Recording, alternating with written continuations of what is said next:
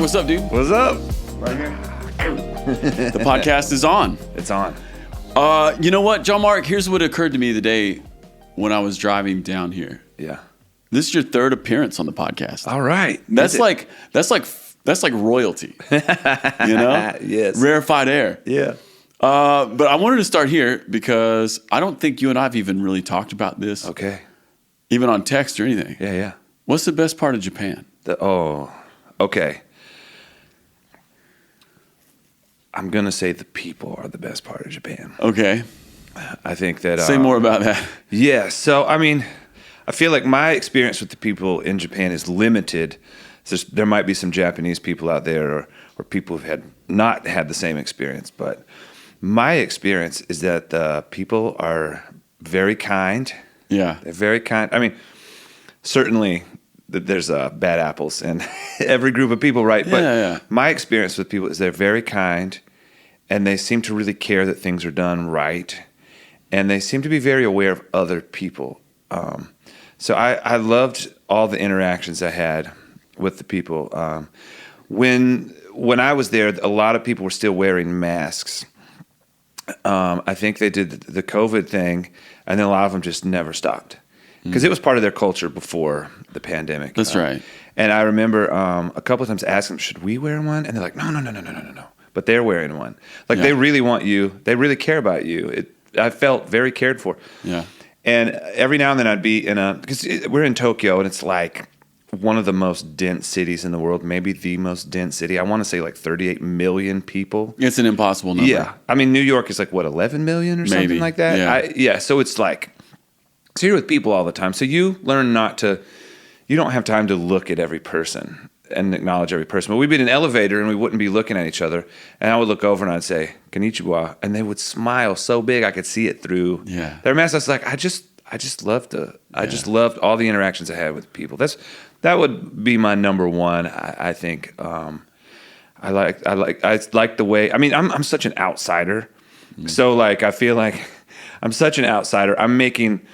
a lot of my observations may not even be correct, but I love how Tokyo is like I said, one of the biggest cities in the world, and you hardly will see a piece of trash.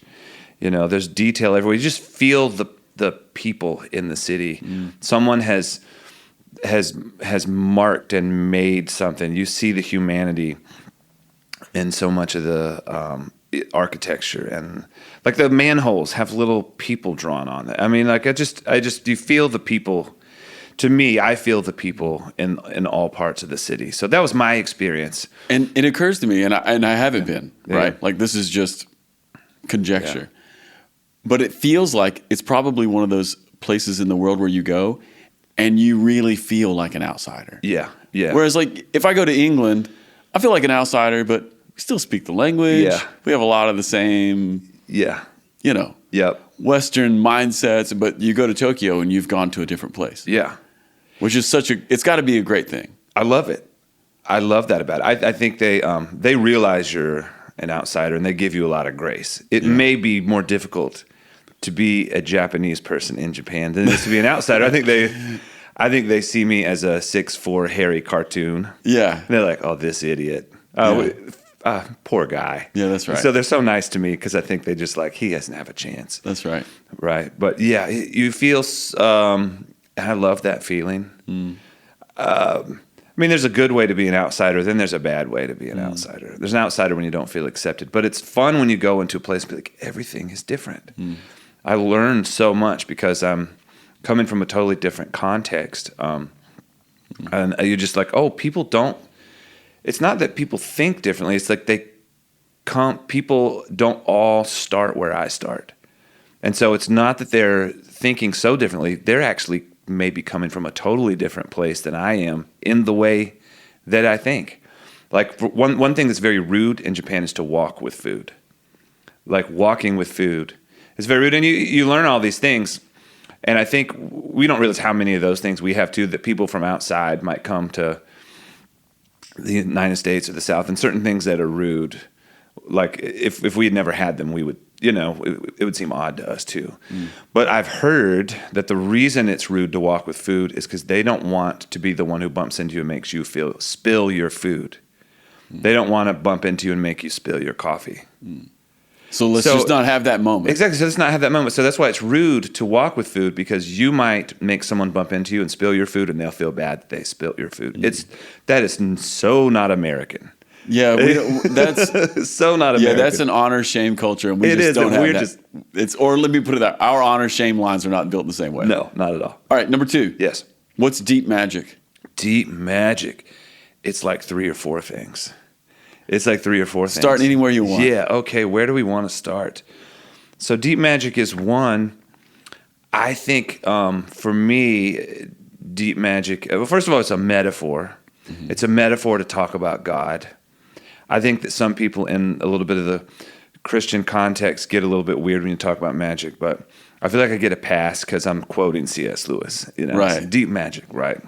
And you quote a dead theologian and you're gold, right? Yeah, you're fine. Yeah. But so it's a number of things, but one thing deep magic is for me is I feel like maybe my life early on was built on a shallow magic, right?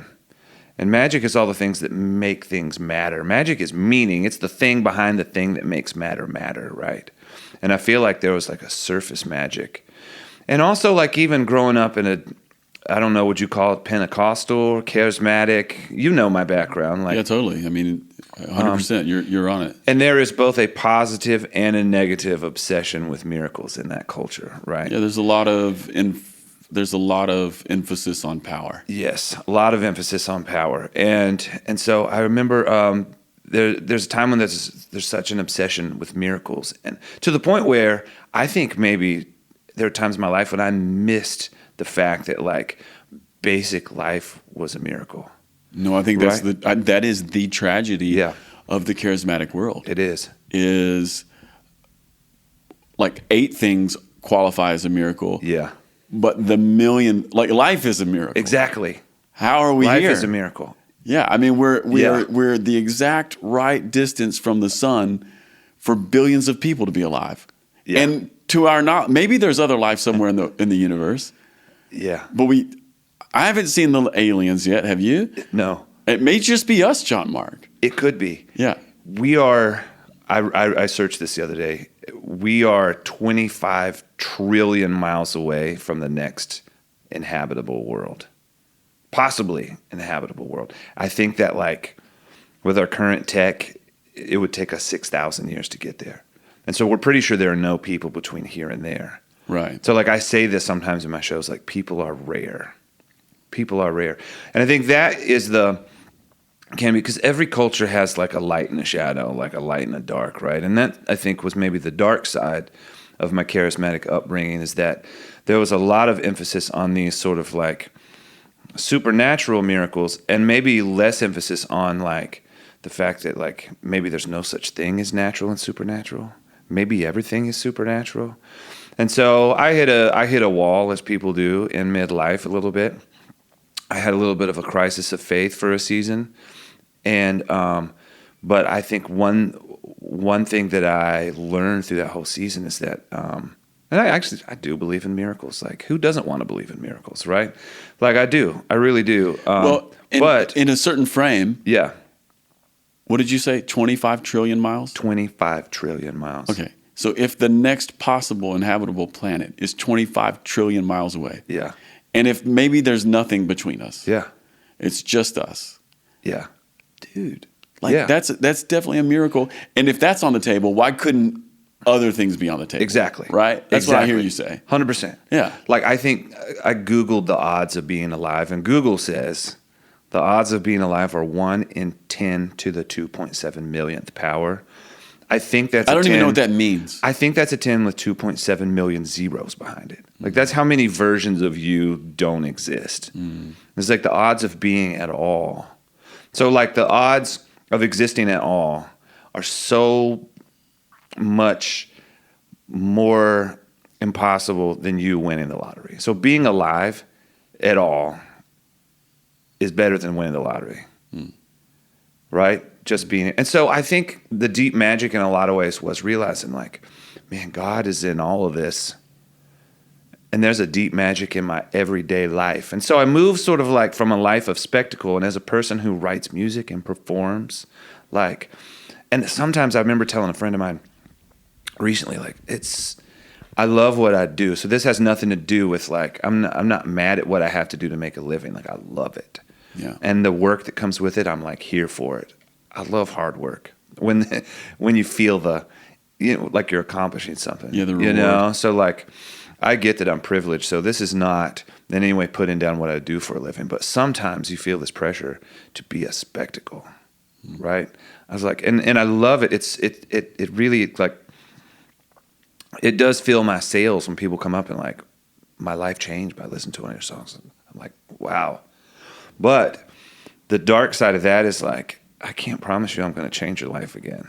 Like, I don't know how I did it the first time, and I can't guarantee it's going to happen the second time. And you feel this sometimes, like this like, it's like in the music industry and in like the charismatic world, there's this like pressure, like show up and perform a miracle. Reminds me of Jesus in the wilderness, right? Be spectacular. Yeah. Like, man, it's exhausting. Make a little bread. Throw yourself off the roof. Yeah. Perform a miracle. Do it on the spot. And if you do, then the world is going to come to you, and you're going to have a lot of input. You're going to be an influencer. You're going to have a lot of influence. You're going to have a lot of power. But I think that chasing that spectacle early on was fun, but it was exhausting. Yeah, it was exhausting. So it's almost like the second half of my journey is like discovering the deep magic, right? Is discovering that like there's actually deep meaning like in my family, in my house, in my dog. It sounds so ridiculous, but it's like these are like incredibly rare moments in the universe. And like, they're also the moments that got us all here. Exactly. Right? I mean, yeah. The reason you're here is because you came from a family who came from a family. Exactly. Like the reason family is deep magic is because it's what gets you here. It is. It's the spaceship that delivered you into the world, you know? Yeah. Yeah. I love that. Yeah. So that's one thing that deep magic is. What else is deep magic? Deep magic. So deep magic is also, it is a non-coercive magic.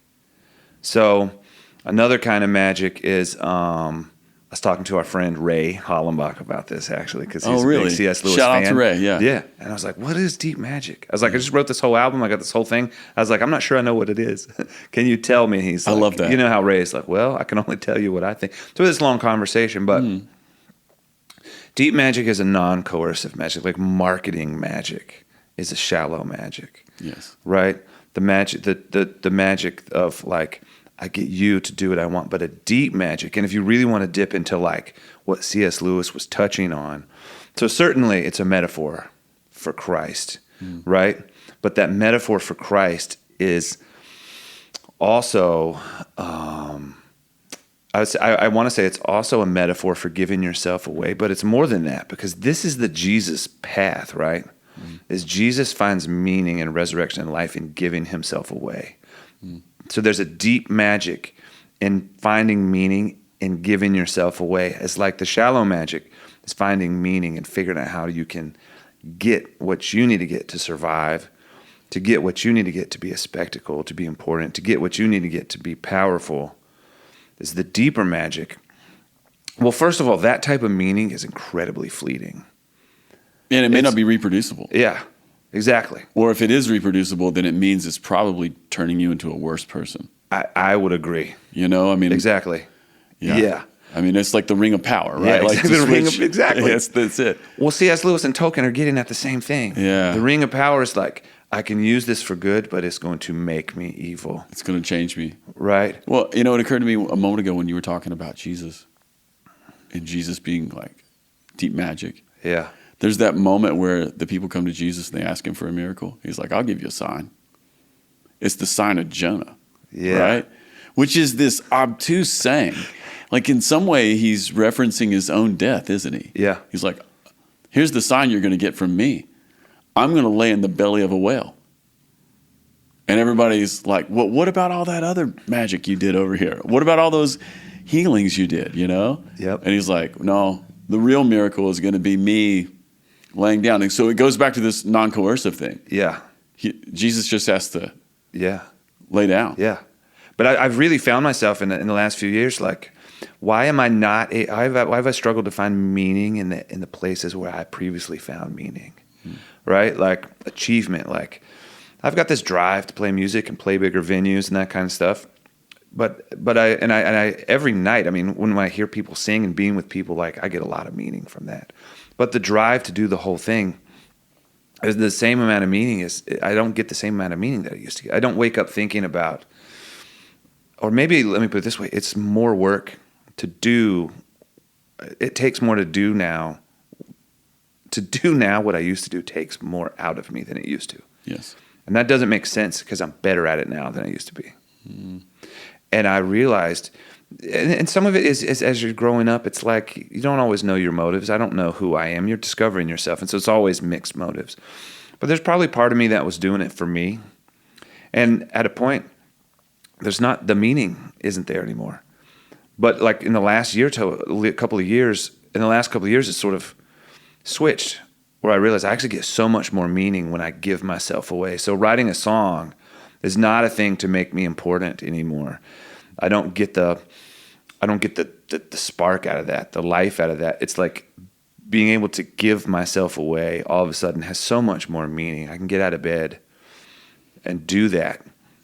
Because it's for other people. We'll say more about that, especially in the context of writing songs, because you still write songs. Absolutely. So it has just the frame changed, or the end goal? I think the frame has changed. I do, it is a little bit complicated because when I'm writing the song, I'm often not thinking about other people. Right. And this is the Rick Rubin thing where ignore the audience in service of the audience. Because the people you're writing for don't want to think you sat down and wrote a song for them. They want to think that you sat down and wrote something really meaningful and that they get a window in. But for me, the writing is similar, but it's like what I do with the song. I have more meaning in what I do with it now. And I think that subconsciously works its way into the writing as well.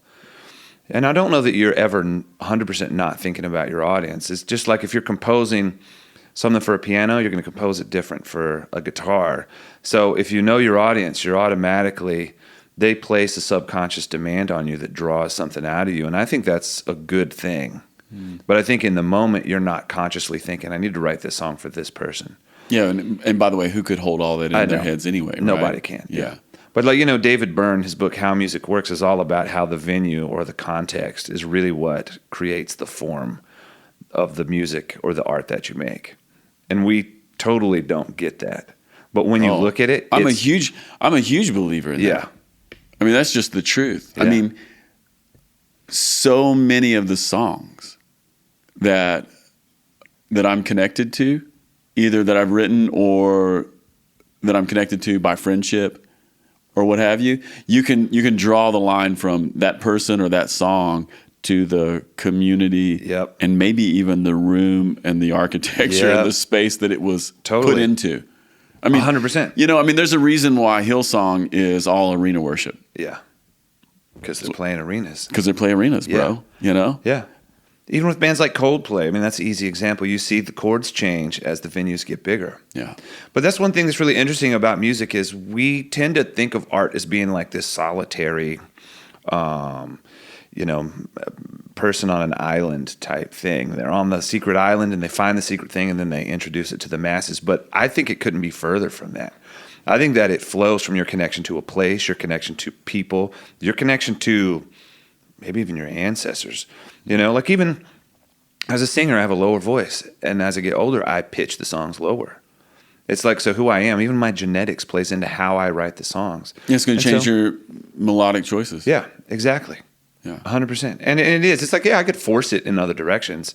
I don't think David Byrne is saying that you can't ever do something else, but he's like, over time, something works really well because it fits the place well. Other people see that and they copy it. Yeah, they resonate. And then if it stops working because the place changes, then someone does it differently and everyone copies them. You see it, Spotify has already done this, right? Because the Spotify algorithm, because of the way people listen to music now, intros are shorter or sometimes non-existent at all. Like that vocal comes in right away. Their songs are shorter and shorter and shorter because that's how people are listening. Their attention spans are shorter and shorter. And it's also disconnected from a record. Exactly, yeah. I mean, I've talked to these people who work at these streaming platforms, and Spotify wants something new from you every 28 days. Yeah. Because that's what your audience wants. Yeah. Which, that changes everything, doesn't it? It does. It has an impact on the way you make it, for sure. Mm-hmm. Yeah. Yeah. And just a few years ago, like a few decades ago, you would make a record, and the record was a record because that's all the information that could fit on that vinyl. Exactly.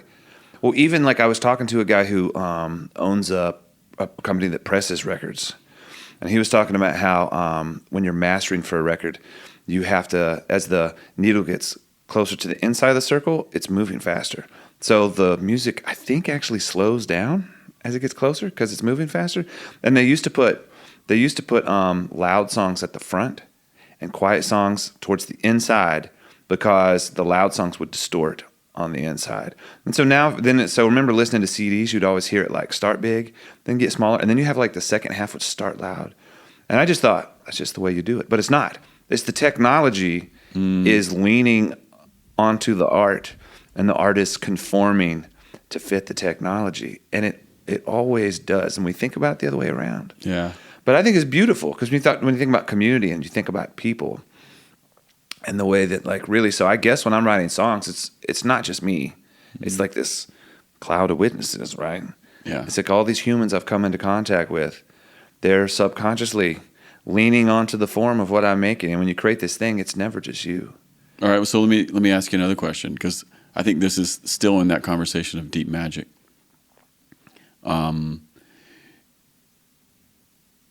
You have one foot in the worship space. Yeah. Like this is just as a friend and as an outside observer. Like, you have one foot in the worship space, and then you have these other songs that are. It's not like they're not worship. Yeah. But they're not like Sunday morning songs. Yeah. Yeah. And so when you sit down to write, how are you managing that? Do you feel that?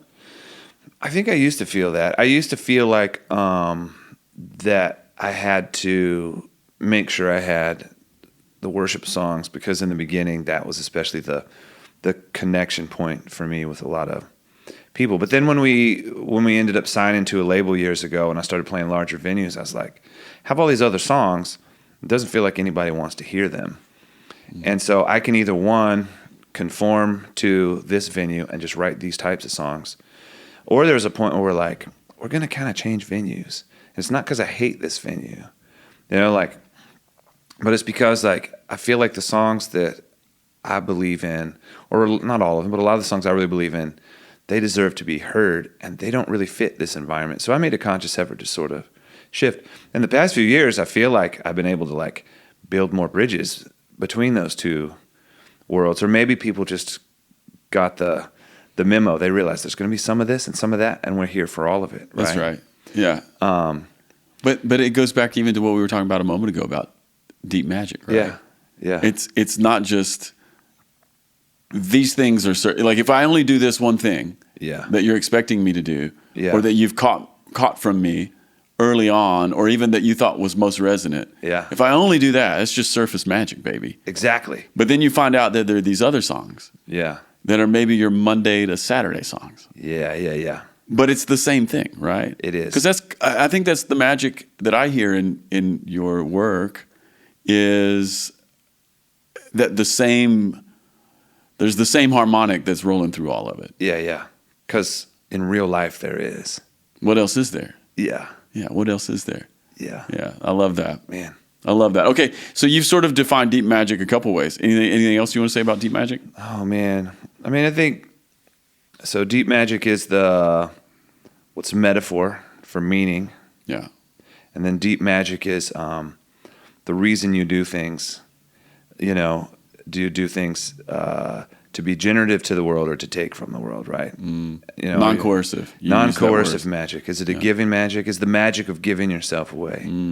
And then there's the deep magic of realizing that you are, like, part of a much bigger story, and that you are only, like, scratching the surface of reality. And your consciousness and what you do is not just you. You're never just you doing it. You're always doing it in the context of other human beings, right? That would be the third. Maybe the other deep magic would be the deep magic of everyday life.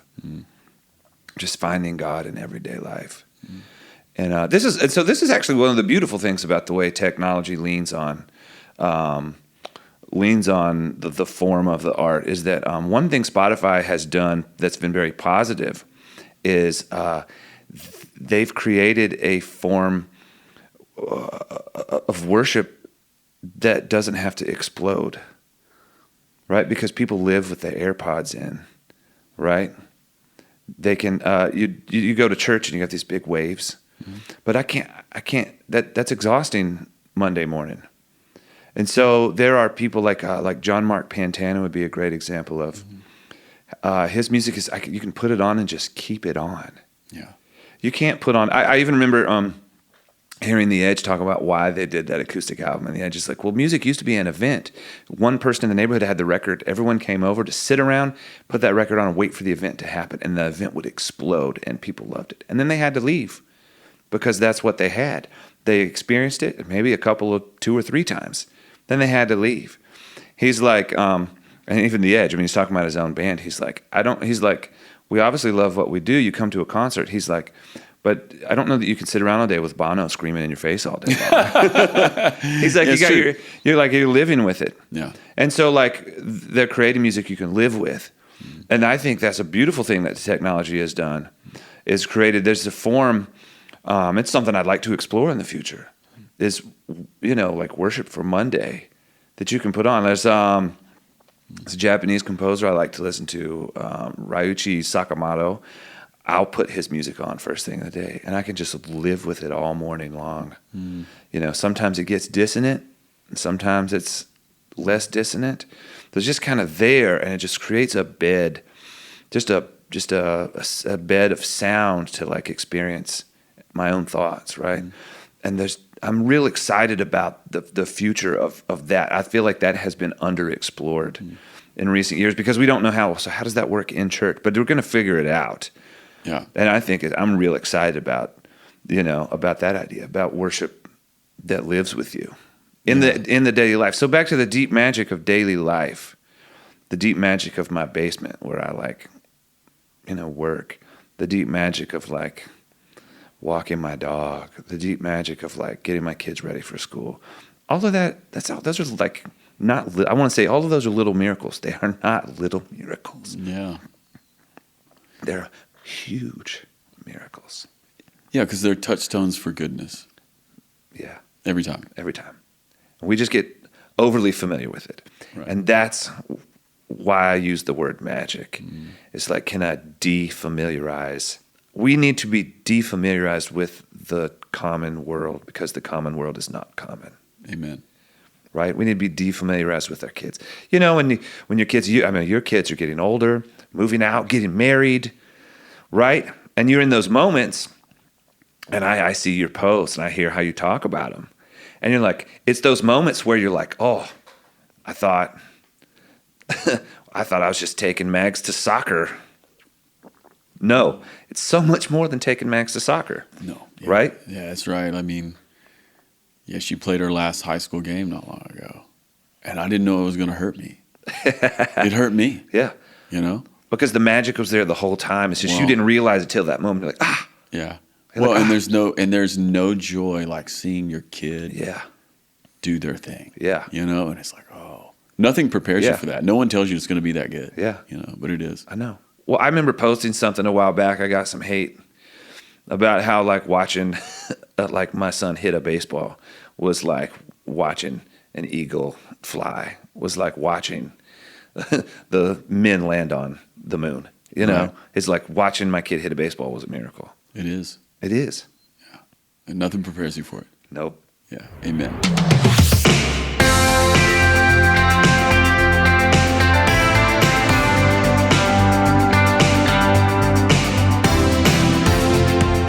Hey everyone, Casey Corum here, producer of the podcast. Thanks for listening. As always, if you've been enjoying the podcast, here's a few ways you can help us. First of all, leave us a review on the podcast platform of your choice. This helps more people find us. Also, connect with us on social media. Instagram at the Ferment Podcast and Twitter at FermentCast. All right, everyone, thanks for listening. See you next week.